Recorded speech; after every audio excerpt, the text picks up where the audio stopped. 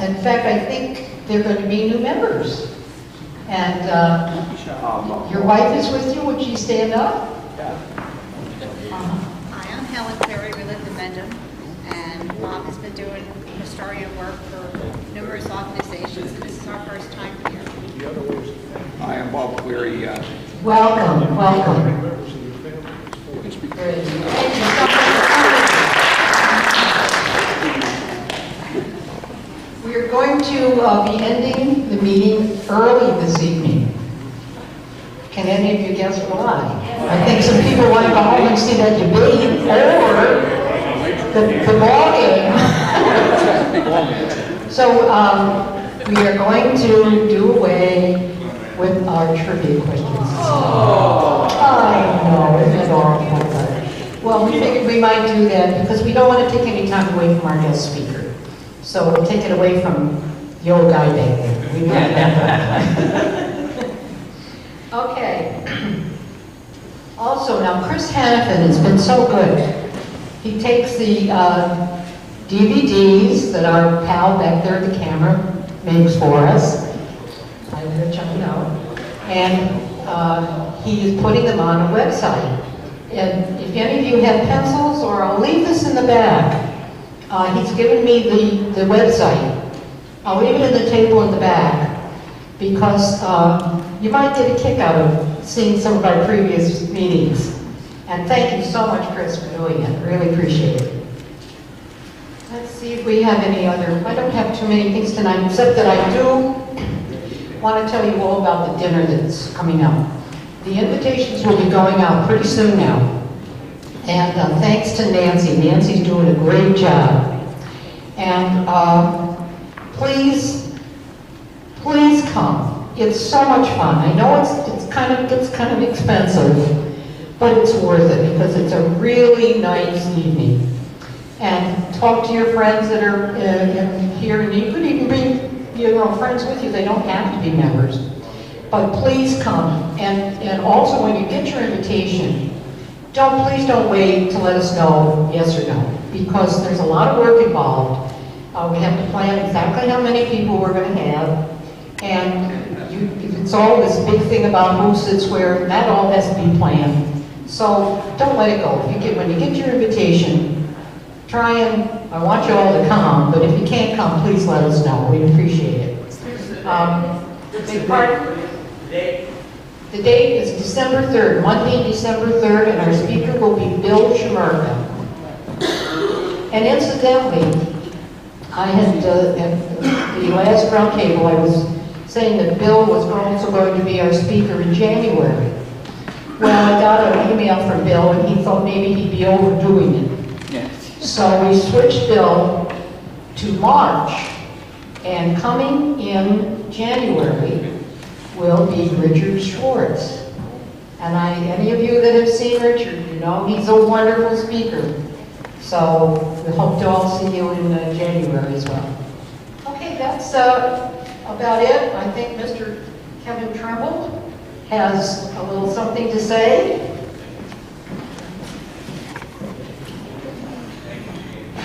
Thank you very much. Most of you who've been coming regularly know that I am the president of the Crossroads of the American Revolution National Heritage Area Association. And one of the things that we're attempting to do, and I think tonight I just want to say a few words about the progress. For those of us who are web savvy, if you go on our website, revolutionarynj.org, you see the beginnings of a calendar of events of American Revolution in New Jersey. And I brought with me a printout of that, and it's 4 pages long, and it's just for October.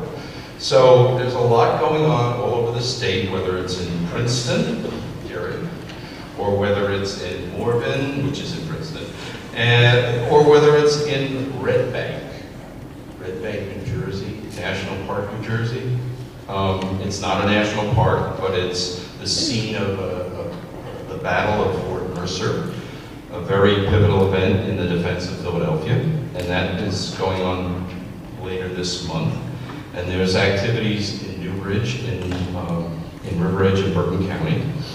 So there's quite a few events going on throughout the state related to the American Revolution, and I think what we're going to do is we're going to make sure that all of them, as we can find them, as you contribute them to us, will be listed in one place.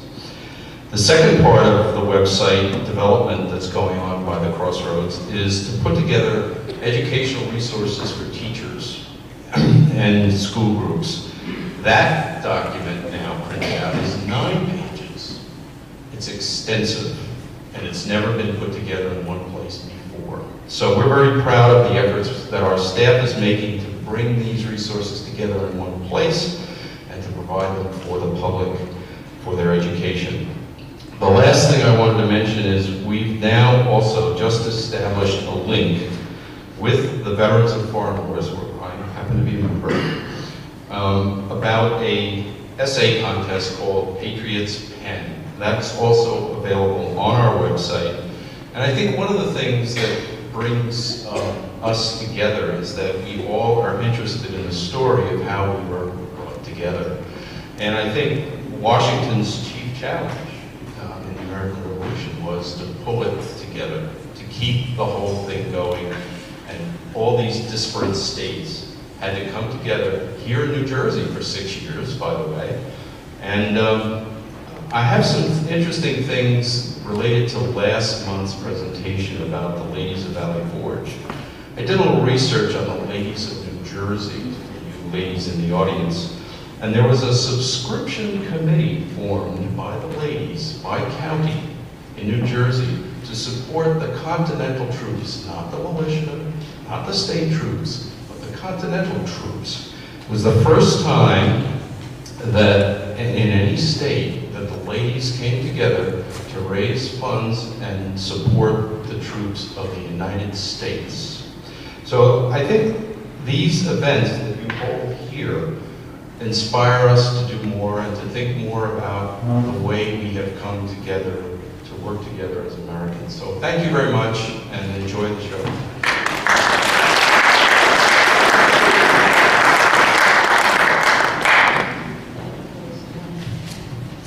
I also, Rich is going to make some announcements, and I also want to never forget to thank the Rangers that work here. Thank you so much, Justin.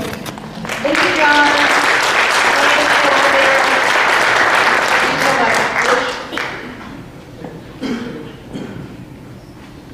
Good evening. Just a few of the announcements before I do an introduction, and two introductions. We always give credit to our members for various things that they participate in, and we hope for your support when you hear them speak. There's going to be a course given by the Morris School District at the Morris County Museum. Judge McKenzie will be speaking on 2 days, October 16th and the 23rd, and it'll be New Jersey and the Civil War. I just see Bob McCurry here from Mendham, and they will have, the Mendham Historical Society will have Don Cadu speaking August 23rd, and it's Ransom Rogers and the Morristown Ghost. I don't want to tell you he's also going to be on the 25th, which is going to be in conflict with my Civil War Roundtable, but go to Mendham. They really have a great turnout through here. The Mark Diano, who was our keynote speaker last year at the symposium, will be speaking on his book, The Last Newspaper Man, and he'll be in Parsippany on the 5th, and Marcella Dunham is here, or Ginny Pasternak is here. He will also be in Warren on the 12th through that. So Mark will do a great presentation of his book. Mark, you know, is the featured writer of the Star Ledger. Carrie Fellows, who is also a member here, is the ED of McCullough Hall. They're going to have, I think it's this weekend, a house tour in Morris County, and they're also having another major exhibit about election Thomas Nast's time. I have two memberships that were given to me. I don't know if they're here. One is Jill Oshita, is she here? And Thomas Sacrone. If you do not receive emails from me, please, you got to let me know, and I can't. We have cards in the back. I wish you would take them with you because some of your handwriting is low. If you're trying to compute it, it's like doing the toenails. That's maybe not what you're getting. The other thing is the invitations are in the process of being sent out. We keep adding new names and people invariably do have an error. So if you don't have it by the 26th, please send me an email and you will have it. And it will be a great night as we always have it. The first presentation, I'll let you people know what this is about. 3 or 4 years ago, I went to William Patterson University, and there were over 700 students from all over the state of New Jersey. I had never heard about this, and this is what you don't read about in the paper. You don't read about, I mean, a kid throws a rock through a window, that makes the paper. But when you get 700 kids competing on a state level, absolutely nothing appeared in the paper. 2 years ago, I asked Mark Diano to cover the story. He went out, and there was a nice article in the Star Ledger. What did happen after the first time I did judge the contest, I saw they were giving individual prizes away, and I said, can we create an award for the Civil War Roundtable? And they said, absolutely. So we created an award, and that award was named in honor of John Cunningham. A year later, when we formed the North Jersey American Revolution Roundtable, again I asked, they said, sure. So we created an award. This award is in honor of Harry Carpenter. One of the years I had Ron Oswald, who was our board member. I said, Ron, I'd like you to be a judge. So Ron came out, and if you don't know it, Ron is the publisher of See History magazine. So what Ron did, he said, we'll give one on See History. So I was the judge, because Ron gives his own award out to See History. So a couple of months ago, from now, I'll be asking for judges. So hopefully you'll volunteer at this point, and it's a lot of fun. Tonight's student is the recipient of, we named it after Harry Carpenter. We created 3 awards. She will receive an award of $100. We gave out 3 prizes this year because of the caliber of the students was that great. And we'll also have a box of materials that's also through the park service. Let me bring them both up. Kirtana, come up with your instructor, John Ludeman.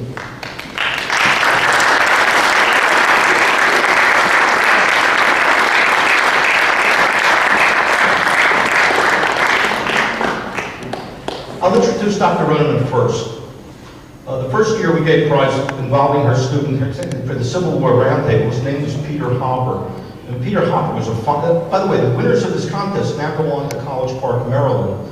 And for those of us who received a magazine called Hallowed Ground of Civil War Preservation Trust, I opened the magazine and there was Peter's picture. He won that contest too. And he was a finalist national. But Dr. Runneman teaches gifted and what can I say? Students. The caliber of our students are there, and very frankly, when I know her students are competing, I make a special effort to cover it and to have one of our people cover it. The students participate, they give a theme and a topic, and they participate in either 5 different categories, senior, juniors, individual group. What they do is they do it either in a paper, they do it in one of those 3-party cardboard things you always see in the mall. The other is a documentary, a performance, and a website. I had access to the paper, thanks to and I was able to read Kirtana's paper before it came. They don't read the papers at the time of the competition. They're already prejudged by other faculty, but we look at them separately. And the consensus was, with the difficulty of all the students participating, it was extremely difficult. So a spot decision was made, we're going to give out 3 prizes instead of 2 prizes. Now bear in mind, New Jersey History Day has expanded. 4 years ago when I attended, it was just the finals. Last year there were 3 semifinals. One was in Ryder, the other was in Princeton, and the third was at Seton Hall. So these were the winners. These were the winners of those 3 competitions coming to William Patterson University. So it was really difficult with the caliber of our student. Kirtana, I want to introduce you. Come on. She is a student at West Windsor. What year is she? 11th grade. What she is going to do is she's going to read a portion of a paper which is on Shays' Rebellion. And point blank, you people could vet her. You could ask questions. These kids are great. You remember a few years ago at their Civil War roundtable, had a young lady said the cotton gin was the cause of the Civil War. She was vetted by the professors at William Patterson and then took on you guys. You know your job. Go ahead. You're on. Thank you, Mr. Rosenthal and the roundtable members for inviting me to be here with you tonight. The American Revolution is a momentous time period in the history of our nation, and it has always fascinated me. While most individuals seem to be interested in Washington's role during the war, the many battles that were fought, or even the tactics used by both the British and the Americans while fighting, I was more intrigued by the political formation of our nation. I often asked myself how a group of people who had known nothing but tyranny and monarchy could think to form a republic, one different from even that of ancient Rome. As it turned out, the journey into the formation of our Constitution was a long and drawn-out process, which took much trial and error on part of our founding fathers. When our new nation was formed, a document known as the Articles of Confederation governed our small country. Yet, as the makers of this government would soon find out, it lacked many of the essential powers, such as the ability to tax, and gave the state governments far more power than the central government. None of these grievances truly came to light, however, until Shays' Rebellion. Daniel Shays, the leader of Shays' Rebellion, was an angry farmer, much like his followers, and chose to rebel against the government because he felt as if his rights were being threatened. Shays and many farmers in Massachusetts were being thrown into jail due to their inability to pay off loans, which they couldn't do in the first place, as the paper money the government had given them as compensation for the war was deemed worthless. While the rebellion itself didn't last very long, its impact outlined the inability of the central government, especially as they had to rely on the Massachusetts state government to put down the rebellion. For my National History Day paper, I looked at Shays' Rebellion as an exemplar of the theme Revolution, Reaction, Reform. I explored this event in greater detail and the lasting impact it had, both within the Constitution, the Bill of Rights, and how the valuable lessons the Founding Fathers learned from this rebellion enabled them to build a stronger foundation for the future. Now, I will read an excerpt from my paper titled Protecting the Liberty Tree. The rebellious farmers called themselves the Shaysites and wore their Revolutionary War uniforms with the addition of a sprig of evergreen affixed to their hats, which was their Liberty Tree, a revered symbol for freedom for these New England farmers. The famous Liberty Tree, an elm in Boston, had been the rallying point for the resistance to British rule. The sprig was a mark of the freedom and rights the Shaysites wished to attain, and signified to authorities that the people were not afraid to take matters into their own hands when they were dissatisfied with the government. Shays' Rebellion then became a symbol used by both political sides to push for reform. People saw in Shays what they wanted to see. Jefferson, whose response to Shays was, "Rebellion is necessary." Madison, who referenced the rebellion to convince George Washington to attend the Federal Convention. Hamilton, who was inspired by Shays' Rebellion when writing the Federalist Papers, and then in his determination to convince the states to ratify the Constitution.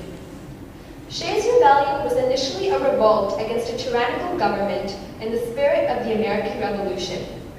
Though immediate reaction violently suppressed Shays and his insurgents, Shays' Rebellion took on a new life as a rallying point in moving the country towards framing and then ratifying the Constitution. John Quincy Adams himself said that the Constitution was extorted from the grinding necessity of a reluctant nation. Shays' Rebellion was the extorting agency. This small group of insurgents never set out to shape the country. They just wanted to right the injustices in their corner of the world. However, these former soldiers of the Revolution were consumed with the rekindled revolutionary spirit to protect their liberty tree. And in doing so, they allowed it to flourish for generations to come. Thank you so much for your time.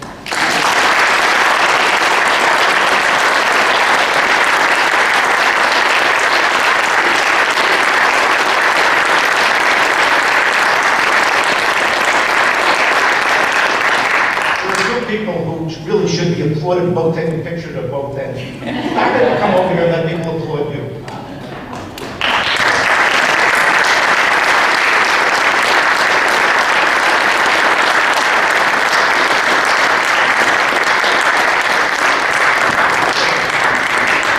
Randy, I got to tell you something. One of the things that always brings tears, you started the naturalization here at Washington State. Randy is the former superintendent. Stand up, Randy.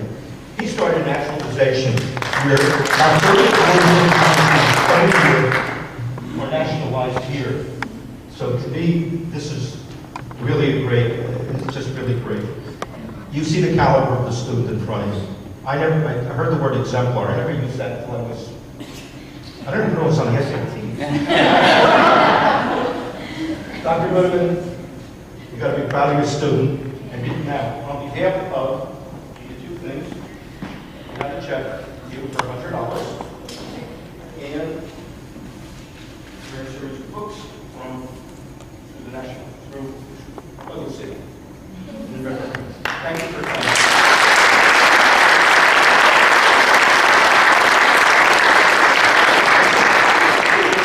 Normally, I don't read this on, but Glenn Williams has been a judge at History Day in Maryland, so he knows the caliber of students. He also knows who's going to follow. So only with him I can present a student like you in front of the group. You intimidate a lot. You guys, students, intimidate a lot of our speakers. You know what they're going to follow.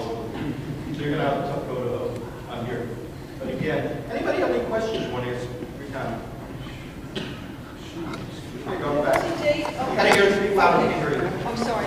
What was the date of the rebellion? It took place mostly right after the Articles of Confederation were formed, so around 1787-ish, I believe. What was that again? Was it 1787? It was quite a long time, the whole span of it.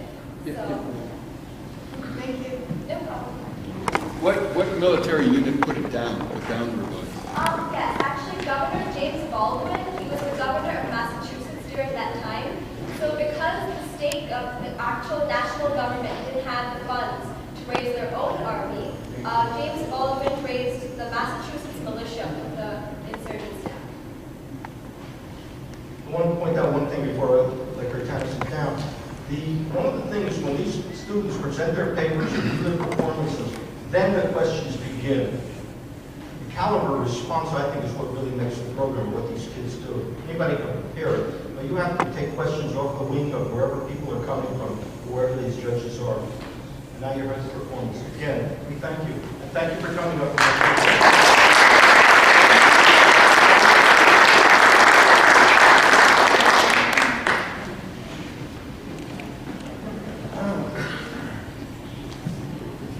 Our speaker this evening has such an extensive and varied career, I really couldn't mention it all.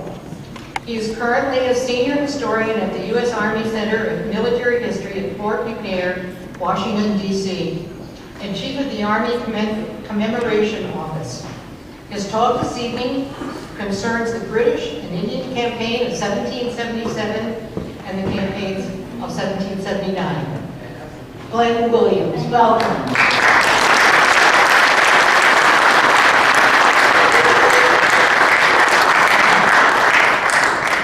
Good evening, and thank you for coming, and thank you for having me here today.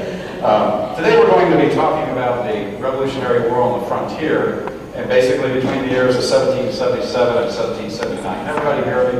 Where I'm standing instead of standing behind the podium, which I hate to do anyway. I'm asked to cut it short if I can because the other going is on. If I can figure out this thing. Where's the...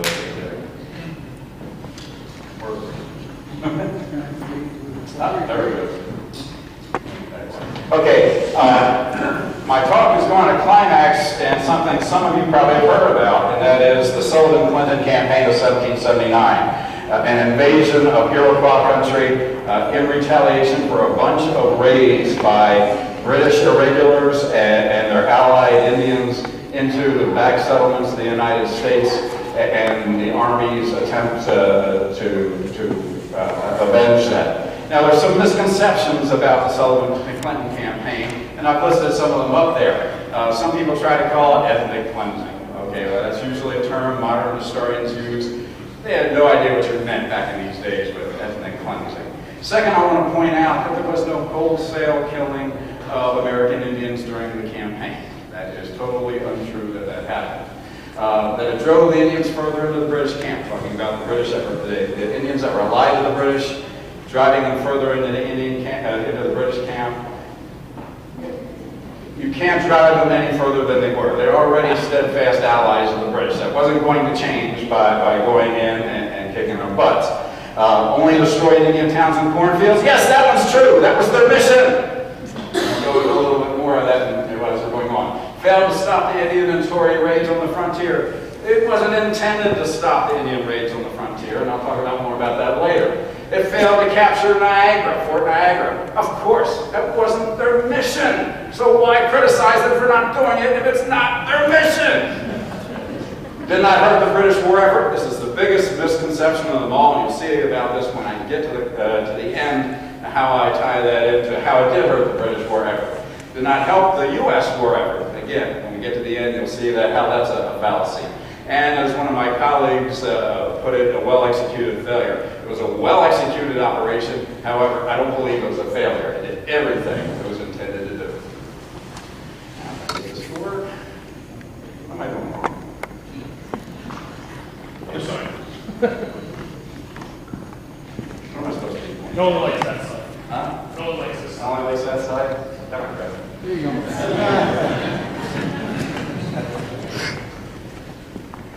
Okay, this is the area of operations that we're going to be talking about. Mostly what is now northern New York. Most of the Six Nations of Iroquois are clustered around what we call the Finger Lakes. In fact, a lot of them are named for the nations that live around them. The Oneida, the Seneca, the Cayuga, and so forth.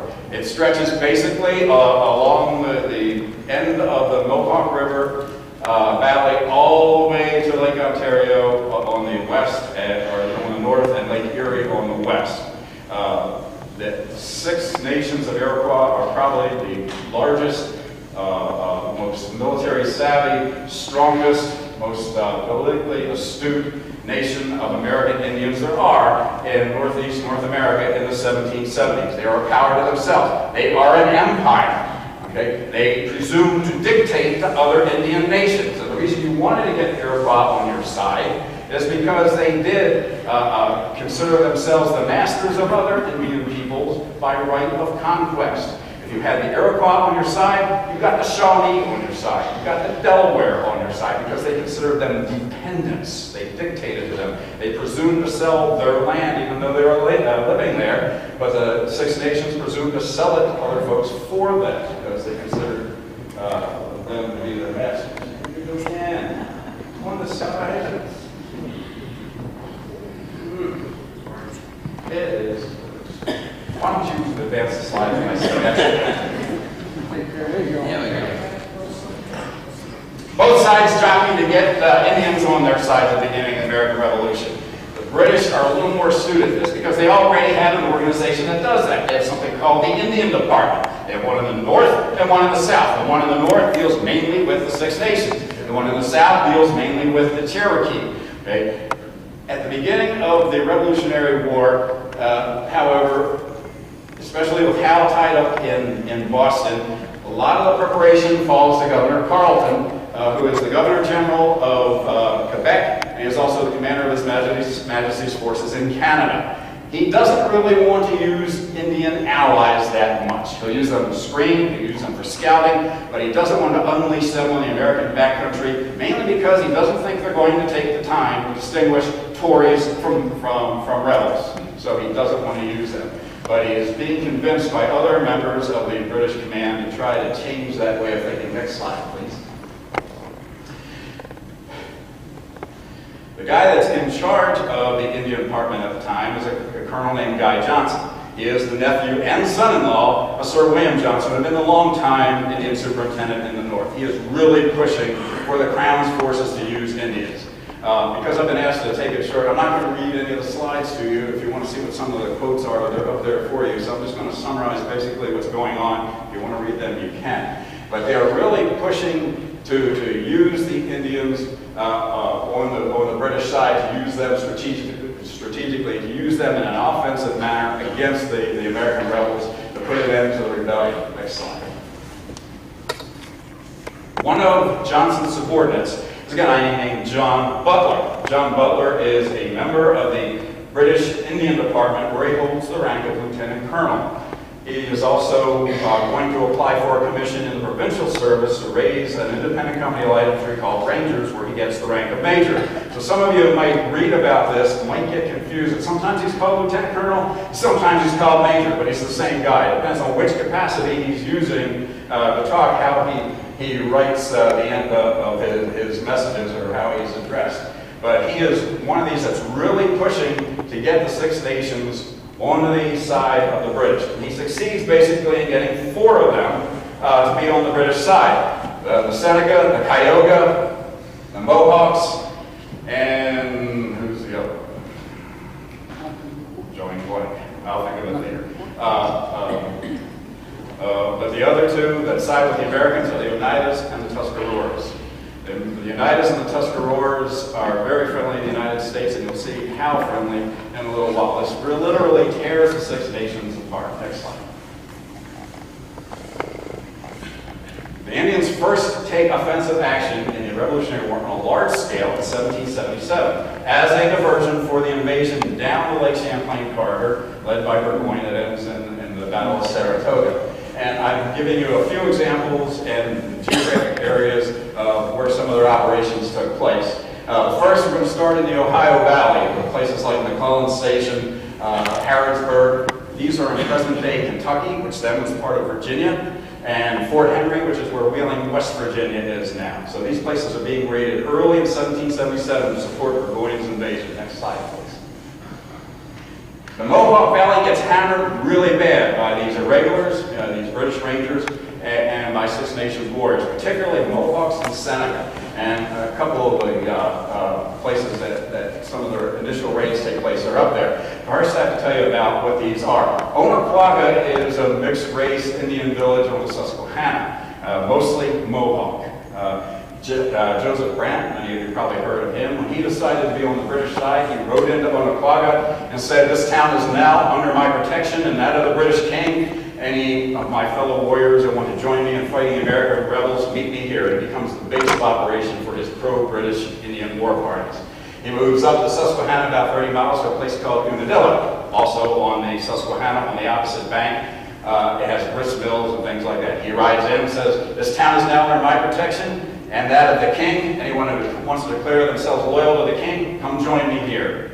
And those of you that want to consider yourselves rebels, you have 2 weeks to vacate, take all the possessions you want. After that, I'll consider you enemies and deal with you as I will. And that becomes the headquarters or the base for his white loyalist volunteer corps.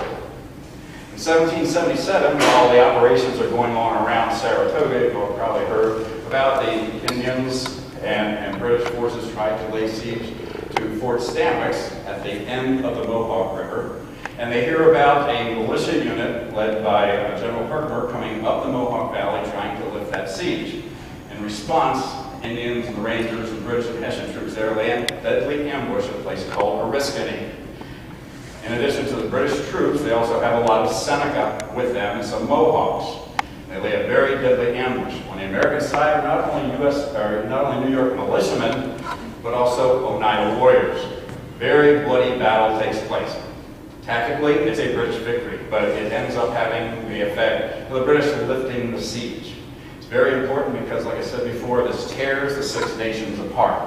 The whole time, American Indian agents are trying to get the Indians to return to neutrality if they're not going to be friendly. They take the initiative to have the Oneida contact the Seneca and say, "Why don't we meet at a council to discuss peace and staying out of this war?" The Seneca replied to the Oneida saying, "How can you get us to talk without peace with your hatchets still buried in our backs?" We often hear about the American Revolution as also a civil war between loyalists and rebels or patriots. Well, for the Six Nations, it was also a civil war between the Tuscarora and the Oneida on one side, and the Seneca, Cayuga, Onondaga, that was the other one I couldn't think of before, and the Mohawks on the other. Next slide. In 1778, the British are going to pull out all the stops. They're going to really terrorize the frontier. Now, why do you want to think that the British want to terrorize the frontier? Several reasons. There's a political reason. You have this upstart rebel government that thinks they're a government. But you don't want people to support it, so the British irregulars and the Indians are going to show them that the Continental Congress and the Continental Army has no power to protect the frontier. That's the military reason. Another military reason is the Continental Army is very, very small. Whenever they go into a battle, what has to happen? They have to be joined by militia. The militia on the frontier don't want to leave their families to the mercy of the irregulars and the Indians on the frontier. They're not going to leave the frontier, so it's another military reason. There's also a lot of military-age young men that live on the frontier. So if you have the frontier in terror all the time, they're not going to be that willing to join the Continental Army. Wars are not always just fought in combat on the battlefield. They're also fought economically. These are very agriculturally rich areas. Keep them from sending their goods to market, and you have the chance of damaging their economy. These are areas that U.S. government commissaries can go to buy food and provisions and beef and cattle and everything else to feed the army. Well, if we attack them, we destroy their cornfields, we slaughter their cattle in the fields, they can't be used to support the American army. That's the reason they're going to do it. And they usually do it with the different organizations that we see up there. You'll see them repeated over and over in the primary documents about conducting this campaign. The first I'll talk about is Butler's Rangers. These were loyalists, mostly, special, highly trained, light infantry force, and they had pretty strict requirements to join. It was going to be made up eventually of 8 companies.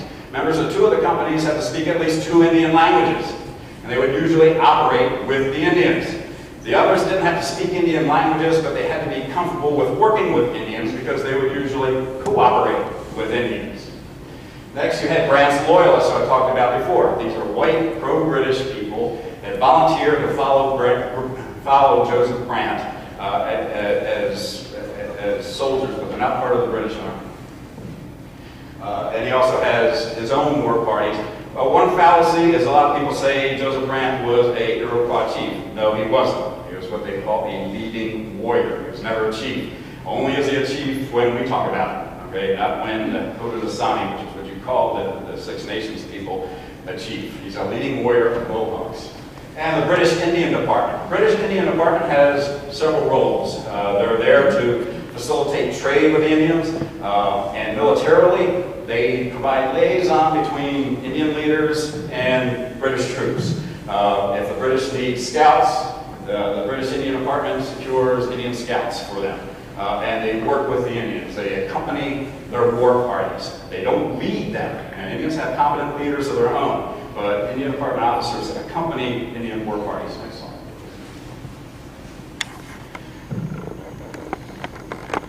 (1778) continuing, a very bloody year for the American backcountry, and attacks all along the Ohio River. Here's 3 of the big ones: Redstone, which is near Pittsburgh, Greenbrier Valley, which is in West Virginia, and Fort Randolph, which is a place called Point Pleasant in West Virginia, where the confluence of the Kanawha River and Ohio are. Next slide.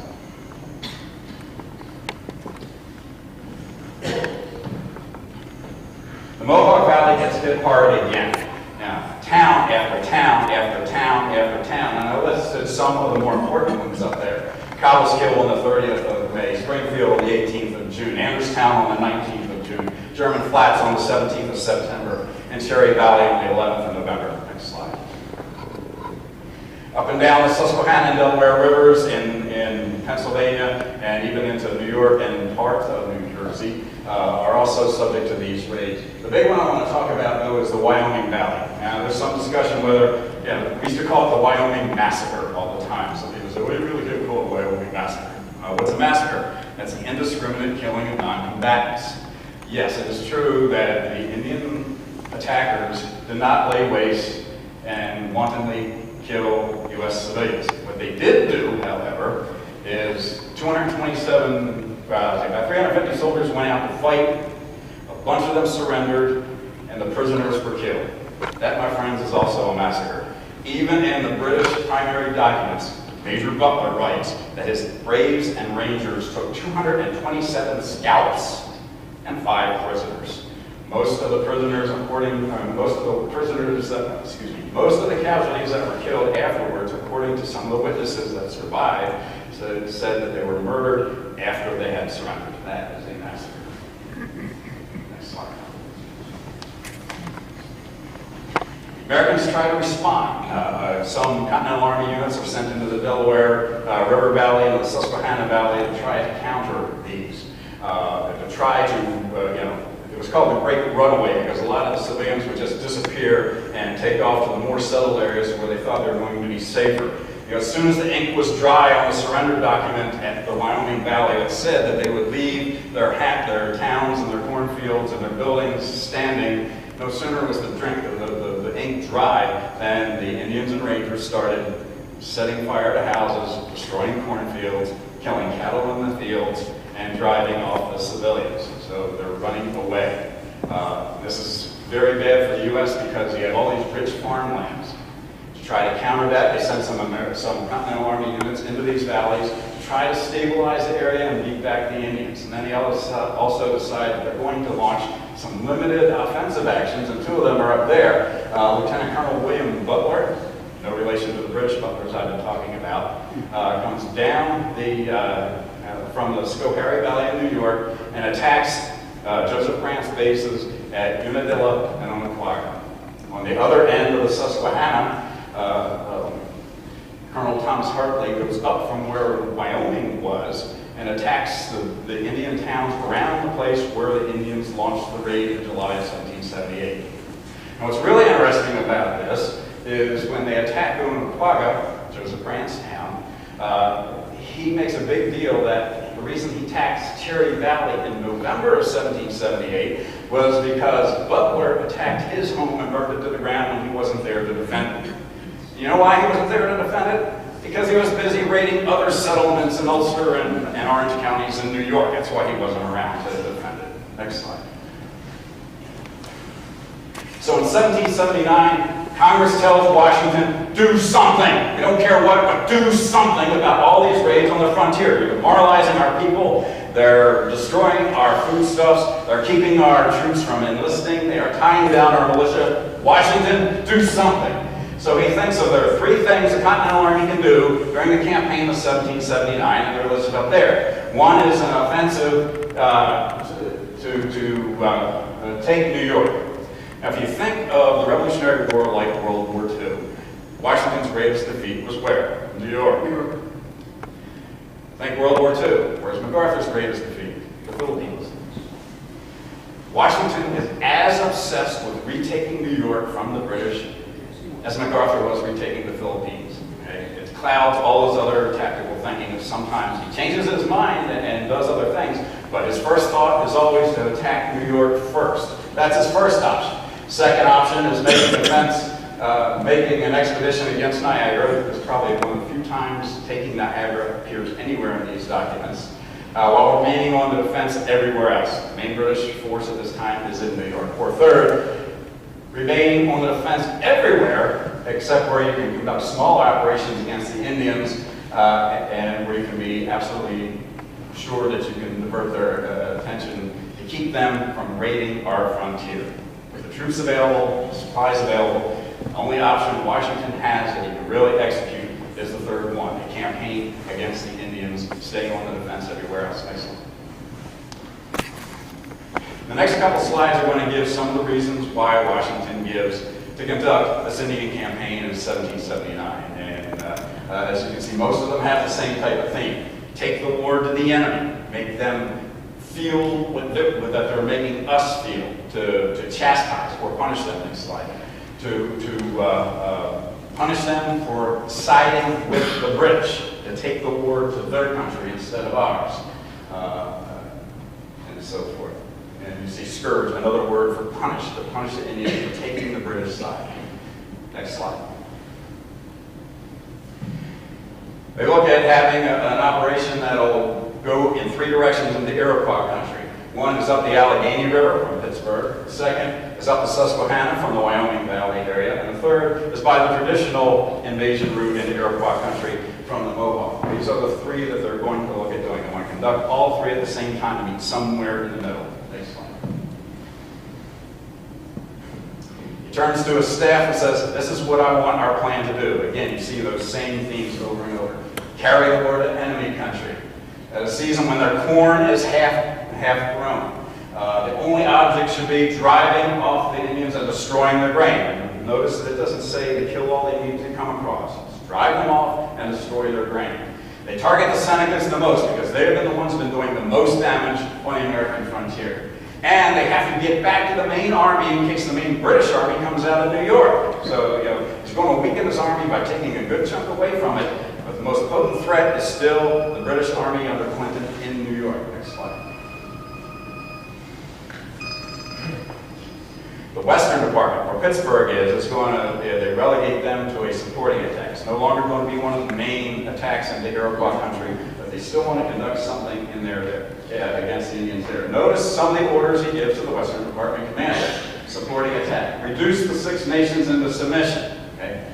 The next one is really important. Western tribes who, though as powerful in fact as the Six Nations, would not be willing to offend a people, us, who chastise the most warlike nation, the Six Nations. Okay? Remember what I said before, the Six Nations act like an empire. They propose to dictate to the Shawnee, to the Delaware, and so forth.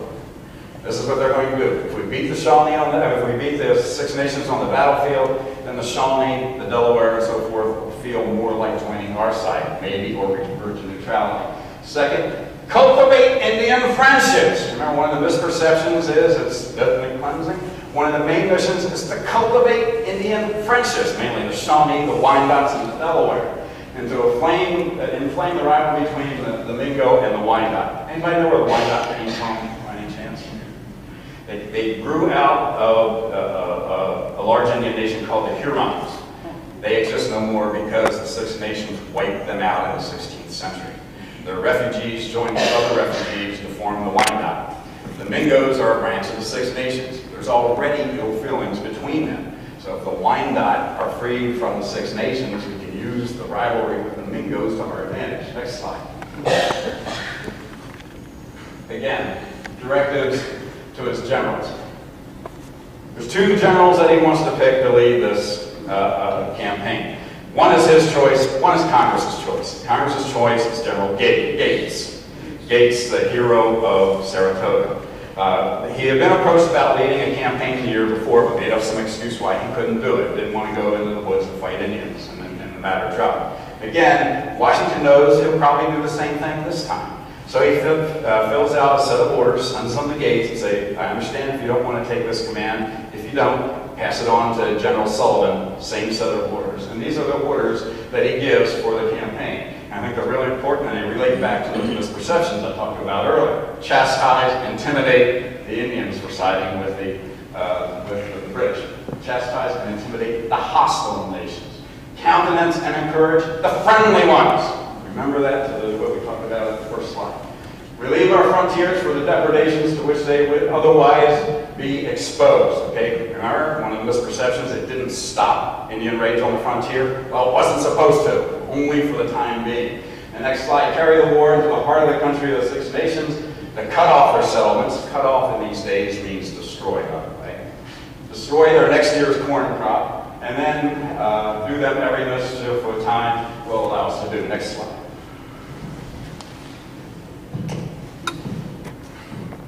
General Greene, who's the quartermaster general at the time, proposes to add a few things that really have a bearing on the campaign. The great object of the expedition is to give the Indians a severe chastisement, punishment for siding with the British. Anything else is just going to be a waste of time. Don't try to do more than you can actually do. Unless their pride is broken and they are sufficiently humble, the expedition would get little from negotiations. I was saying we shouldn't bother with trying to talk them back into neutrality because it's not going to do any good. The British were sure to spirit them up and commit the same depredations again the next year. Like I said before, that first slide, it didn't break the Indians from being allies to the British. We knew that at the time, so that's a fallacy trying to say that that's what the campaign was intended to do. And last, the chastising and humbling of the pride of the Indians and not trust uncertain advantages to negotiations. Next slide. Sullivan keeps delaying starting, and sometimes you can almost see the sweat pouring off of Washington's brow as he's writing some of the orders. He wants him to hurry up and start. Washington wanted him to start in June at the latest. The immediate objects, the total destruction and devastation of the settlements of the Six Nations. The capture of as many prisoners of every age and sex as possible. Now this one raises a lot of questions sometimes. Why do you think they would want to capture prisoners of every age and sex? Anybody want to venture a guess? Anybody know how? Yes, sir. Field hands? Pretty good. Yes. What? If you know how Indian societies are structured, men do what? Hunt, fish, and go to war. What do the women and children do? Plant, tend the fields, harvest. That is your workforce in the fields. Okay? Also, what have the Indians been doing in their raids? Killing civilians, taking prisoners. What's one way of getting prisoners back? Exchanging them. So that's another reason why you want to take prisoners of every age and sex, because the Indians have been taking prisoners of every age and sex. The layaways of their settlements around with instructions to do the most effectual manner emphasize this line I like. The country may not be merely overrun but destroyed. Next slide. Notice it said nothing about killing everybody in sight. Okay, more instructions to Sullivan. The Indians show a disposition for peace. Sullivan wasn't supposed to negotiate with them then. He could talk to them after he destroyed their towns and cornfields. Okay? Then only Congress could make treaties with them.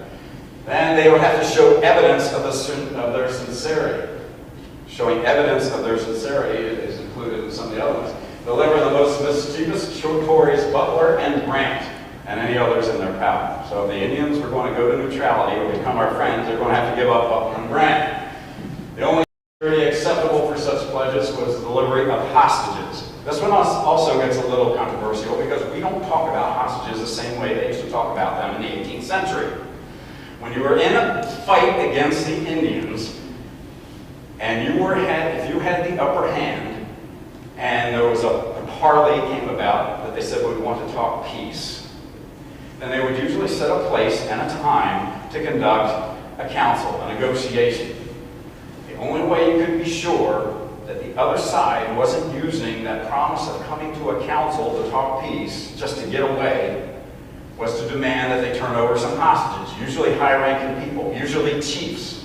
You should look at this more like collateral, and to make sure they would show up for the peace treaty, you're going to have to give us some of your principal chiefs. And that's what that means by the delivery of hostages. And last, convince the Indians.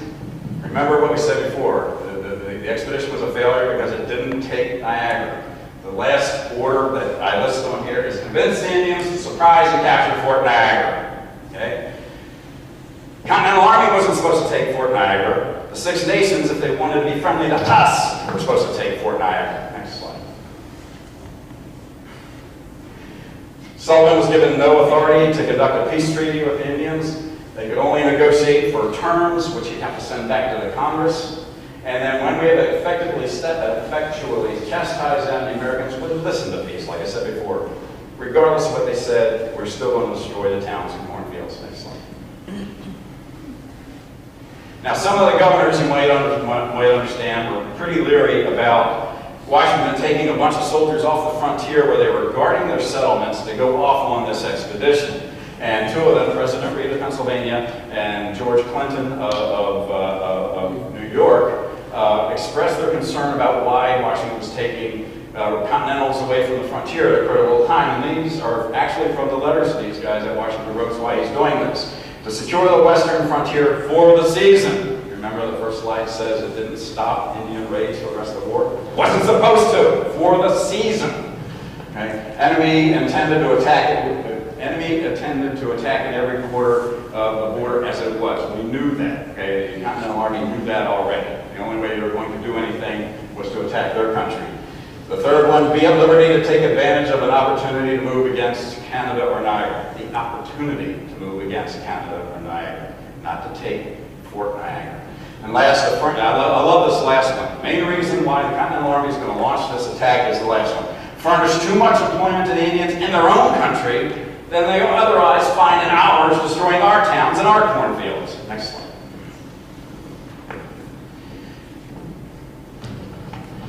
It's going to basically take two different directions into Iroquois country, and by three different organizations. One, the main force under Sullivan would start at the Wyoming Valley.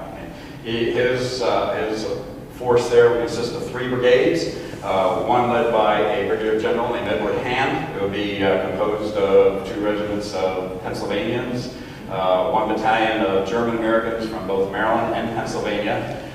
There would be Maxwell's brigade of New Jersey Continentals and Torr's brigade of New Hampshire Continentals.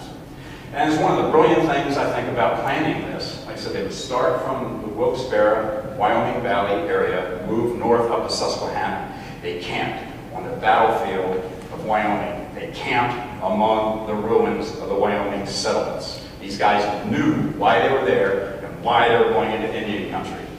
The other brigade that would follow him would come down from the Mohawk Valley under General James Clinton, New York Brigade. They would start at Lake Otsego, where Cooperstown, New York is. Anybody familiar with the Cooperstown area? What's right next to it? Cherry Valley. Okay. They formed up, they prepared, they got ready to move down to Susquehanna, camped at Cherry Valley, where the massacre of innocent people had taken place. Unlike the Wyoming massacre, the Cherry Valley massacre was a real massacre. Yes, there was a Continental Army garrison there. Yes, there were militiamen there. But out of the 70-some-odd people that were killed, almost all of them were civilians. Out of the 70-some-odd people that were taken prisoner, almost all of them were civilians. That was a massacre. Not only were they mostly civilians, most of them were loyalists taken so they wouldn't get killed by the Senecas. Now, Walter Butler and Joseph Grant made a big deal about sending a letter to Governor Clinton saying, we propose a prisoner exchange because I want you to let my mother go, Butler's mother, and so sign a good faith, I'm going to let go these many prisoners. One of the justices of the peace at Cherry Valley says, we know these people are loyalists, and Grant only took them prisoners so the Senecas wouldn't scalp them. They moved down to Susquehanna from Lake Otsego, meet up with Sullivan's force coming up at a place called Tioga, and they would move into Indian country from there.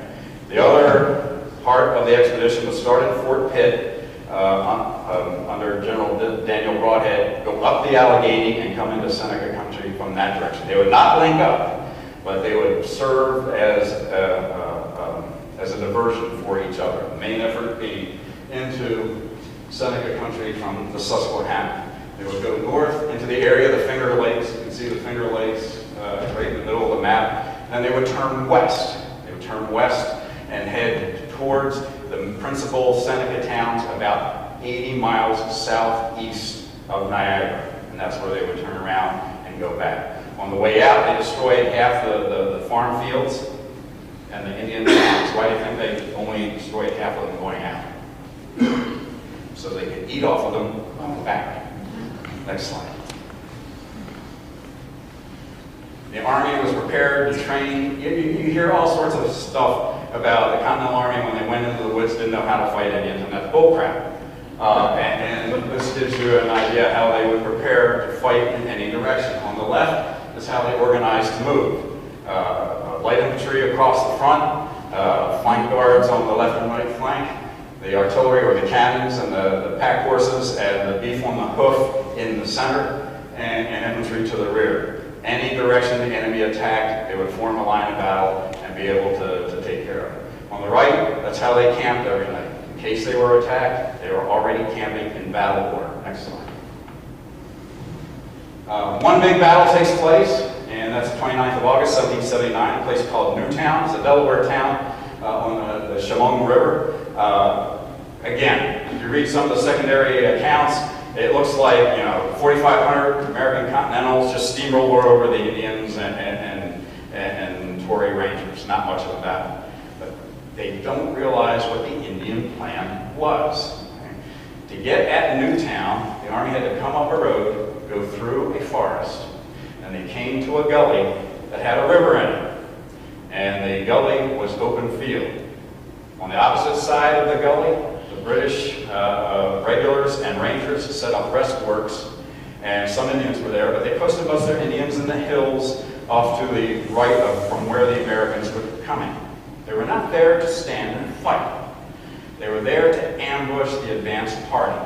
When they ambushed the advance party crossing that gully, the Indians posted on the hills were going to sweep down from the mountains and overrun the flanks of the American force, hopefully stampede their cattle and pack horses, maybe demoralize them and convince them to turn around and go back, or at least slow them down considerably, but that didn't happen.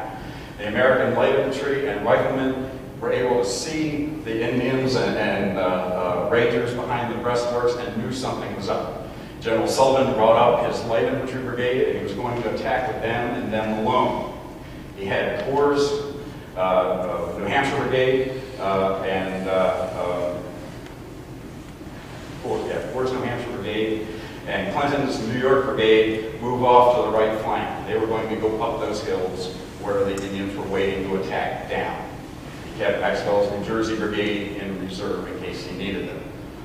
Hopefully he wanted the two brigades making the flank movement to attack at the same time the light brigade did. But they found out the going was too rough and they were late getting there. The battle opens with artillery firing at the Indians and provincials behind their breastwork. The light infantry made their attack, and the Rangers and Indians that were there were routed. And as they're moving out, the American forces start to pursue them. On the hills, the Indians start to attack down the hill, and they run into Clinton's brigade and Corps' brigade, and they're no match for them. One band of Indians isolates one regiment of New Hampshire troops under a colonel named Greene. And they almost have them surrounded, and it looks like they're going to push them down the hill, maybe overrun them. Colonel Reed has his men fix bayonets. This is a desperate situation. There's only one thing to do, and that's charge up the hill, and maybe we can get through these Indians. At just the right time, Henry Dearborn, the regiment to his right, wheels his regiment to the left, has his men level their muskets, and fire a volley of fire that breaks the Indian attack. Those Indians, as well as the others that are being attacked by Clinton, the rest of the Corps Brigade start to head over the hills back to their towns or back into Iroquois country. The Indians that are with Butler and his Rangers start heading back towards Seneca Lake. The Indians and Tories will offer no more effective resistance for the rest of the campaign. It's not much of a battle. Maybe 30 Americans are killed. Maybe about 15 Indian or Tory bodies are found. Some say they found more hidden in the woods later on. Some say they found more buried along the trail later on. But that doesn't matter. You know, you don't win battles simply by body counts. You win battles by taking ground and kicking the other guys' butt. After the battle, the quartermaster comes to General Sullivan and says, "Sir, I don't know how to tell you this, but I don't think we have enough food to make it all the way to the major Seneca town at Geneseo, or wherever they're going to call it." He says, "What are we going to do?" Sullivan calls the troops together and says, "Man, we've gone this far. We've beaten the Indians. We still have 120 miles to go. We're running out of rations. I'll make you this proposal. Go on half rations, and I'll see that you get paid for the rations you don't eat. In the meantime, what we're going to do is, as we go through the Indian towns, we'll eat off of their vegetables." Remember, Washington wanted them to start in June when the corn was green. It's now the end of August when the corn is ripe. And Indian cornfields don't just have corn, they have squash and beans too. So we're going to live off the Indian corn, destroy half of the fields on the way to Chenuzio. We'll turn around at Chenuzio, come back, destroy the other half of the Indian cornfields on the way back, and live off of their vegetables on the way back. They say, yes sir, 3 bags full, and they continue on. Next slide. Graphic representation of the attack of Corps and Clinton's attack going up the hill, on the hills that overlook the road that Sullivan's force was moving up. That's supposed to be the Chemung River in the background there. Next slide. For the rest of the campaign, the Americans still want to bring the enemy, the Indians, to a fight, but they don't stop long enough. Most of the towns they come across are abandoned, and it does, shoots in the foot the theory that they were just there to kill Indians along the way. They do destroy the towns, and they set back the cornfields. Let me see. And again, Geneseo, whatever you want to call it, name of the town, the upper Indian castle, the upper Seneca castle, is the limit of advance. They know that's where they're going to stop, not Niagara. Next slide. When they get to Genesee Castle, it's a big town. Again, same thing, only now the Army reverses itself. The units that were leading are now in the trail. The units that were in the trail are now leading. The left flank is now the right flank, vice versa. The cattle and pack horses in the middle, heading back towards where they started from at Tioga Point. They get halfway back. Most of the Army heads back to Tioga. Will eventually go back to Wilkes-Barre, that area, the Wyoming Valley area. Some will break off and go through the Mohawk areas and the Cayuga areas and do the same thing to them, come out in the Mohawk Valley where they started from. These are units that were stationed in the Mohawk Valley before the campaign begins. Next slide. Sullivan makes his report back to Congress, and this is some of the accomplishments that he gives them. They destroyed 40 Indian towns along the way, 160,000 bushels of corn and other vegetables. The Oneidas wanted, okay, our friends, also Indians, the Oneidas come to Congress and say, since you've beaten the Seneca, we'd like to take over their hunting grounds.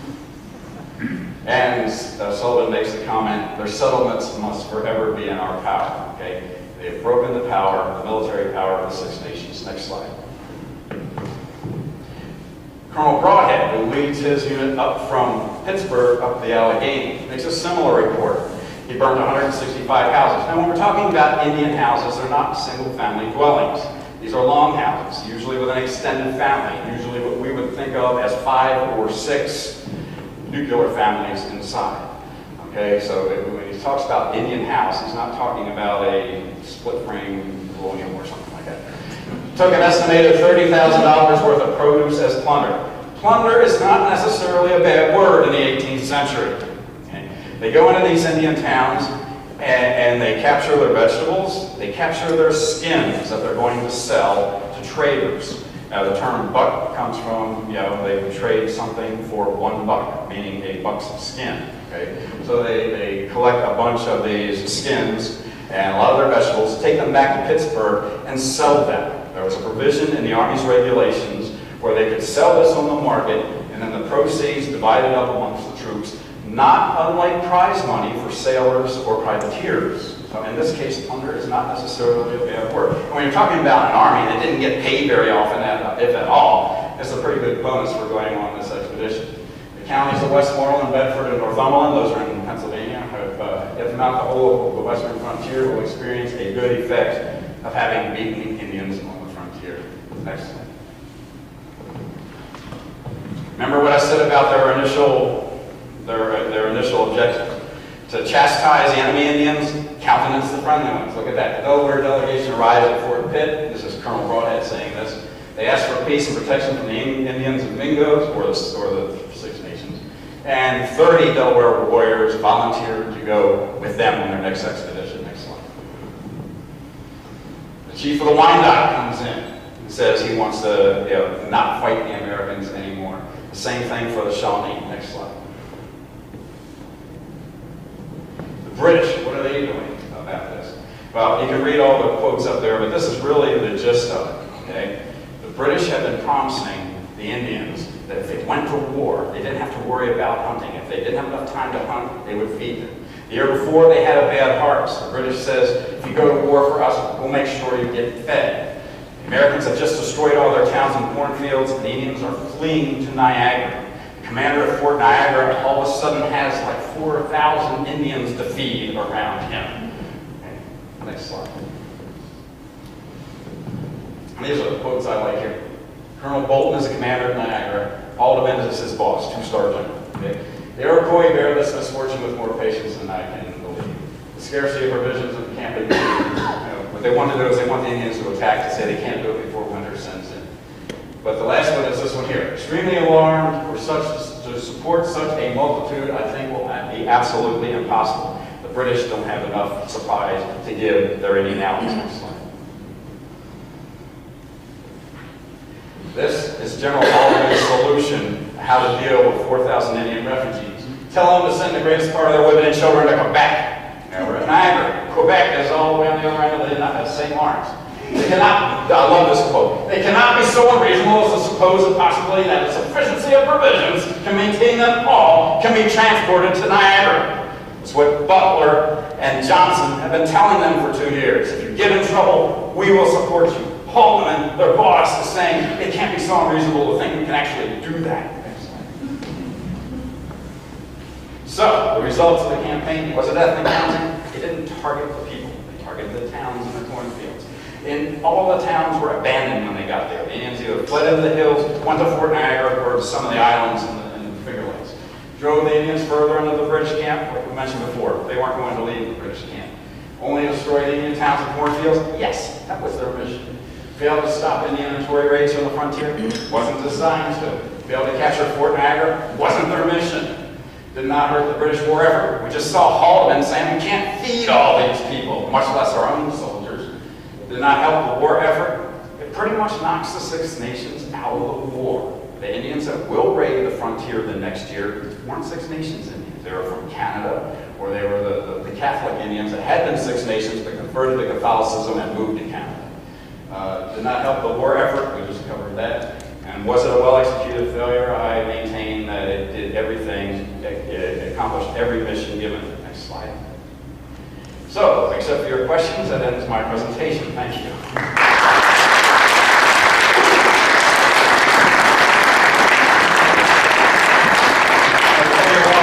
Game, or the Oriole game, because I said Oriole game, because I'm a whole moron. But I'll be happy to stay and answer questions. Yes, sir? Joseph Brand, wasn't he British educated, and can you tell me what happened to him? Joseph Brand, whose name was drawing a brain fart on his Mohawk name, but it means man who makes two beds. He was educated at the Laser Wheelocks Indian School, which is now called Dartmouth University. It was a school established to teach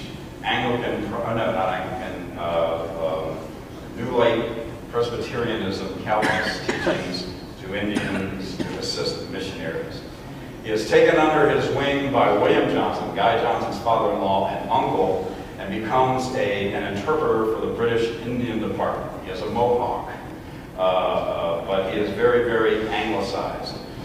He did have a commission in the British Indian Department as a captain.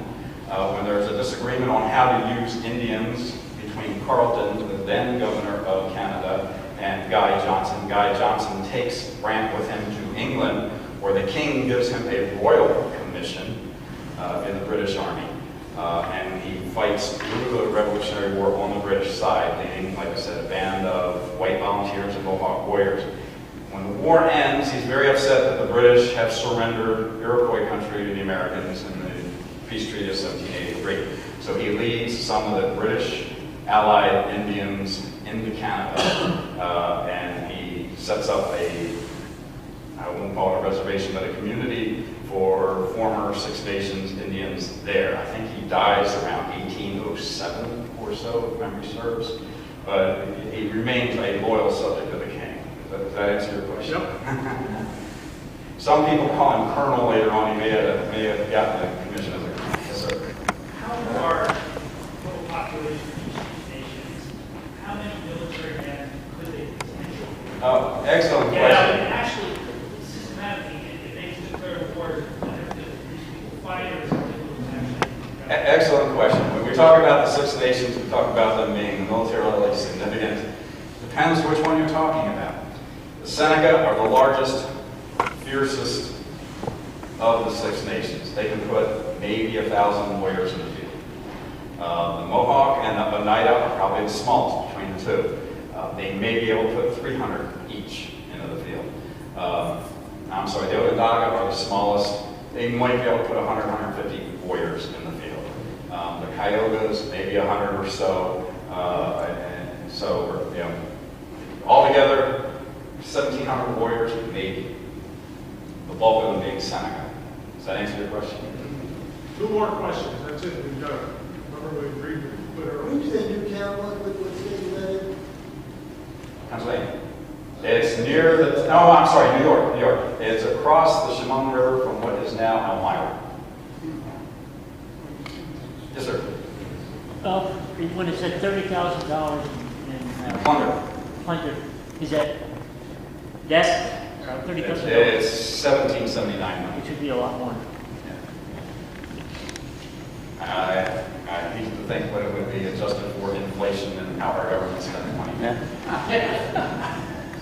So, okay, thank you very much.